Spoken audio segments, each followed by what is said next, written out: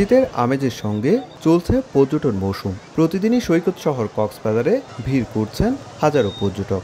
বিশেষ করে সাপ্তাহিক ছুটির দিনগুলোতে পর্যটকের আগমন বাড়ে কয়েক গুণ।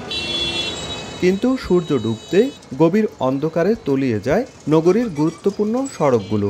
বিশেষ করে হোটেল মোটেল জোনের প্রধান সড়ক জাম্বুর মোড়, লাবণী পয়েন্ট, সিগাল, সুগন্ধা কিংবা সাংস্কৃতিক কেন্দ্রের সড়কে কয়েক মাস ধরে জ্বলছে না সড়ক বাতি। একই সঙ্গে অচল সেখানকার সিসিটিভি ক্যামেরা, যার কারণে এসব এলাকায় বাড়ছে ছিনতাইয়ের ঘটনা।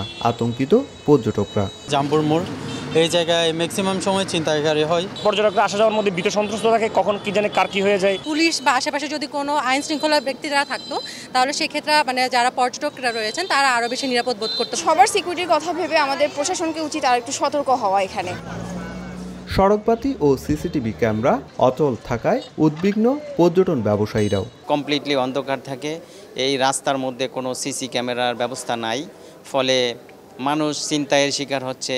এইখানে প্রশাসনের লোকজনেরও খুব বেশি যে আনাগোনা আছে দেখাশোনার জন্য আমরা এইভাবে দেখতে পাচ্ছি না। বিষয়টি স্বীকার করে পুলিশ বলছে জরুরি ব্যবস্থা নিতে সংশ্লিষ্ট বিভাগগুলোকে অবহিত করা হয়েছে। দীর্ঘদিন যাবৎ সড়ক বাতিগুলো নেই, সন্ধ্যার পর অন্ধকার থাকে এবং ছিনতাইয়ের অনেক ঘটনা ঘটে। সংশ্লিষ্টদের দৃষ্টি আকর্ষণ করে পত্র দিয়েছি।